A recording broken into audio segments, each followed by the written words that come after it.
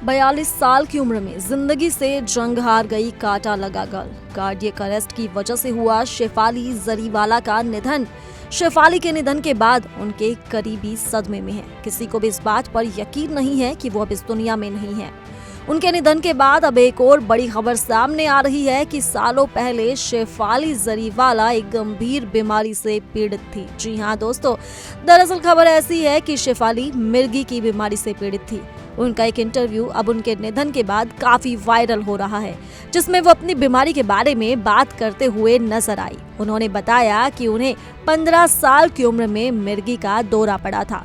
वो अपनी पढ़ाई को लेकर काफी प्रेशर में थी। एक्ट्रेस ने बताया कि तनाव और चिंता की वजह से भी ऐसा हो सकता है। इसी के साथ उन्होंने ये भी कहा था कि अच्छी डाइट को फॉलो कर उन्होंने अपनी इस बीमारी से छुटकारा पाया था।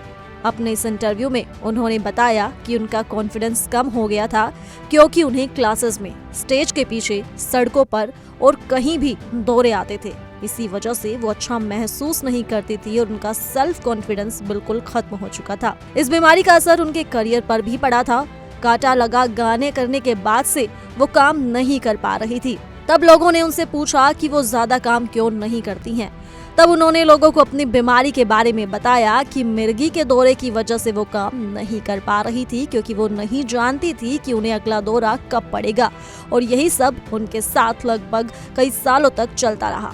उस इंटरव्यू में शेफाली ने गर्व से बताया था कि वो 9 साल से दौरे से मुक्त हो चुकी हैं। उन्होंने अपनी रिकवरी का credit overall care of emotional support को दिया था।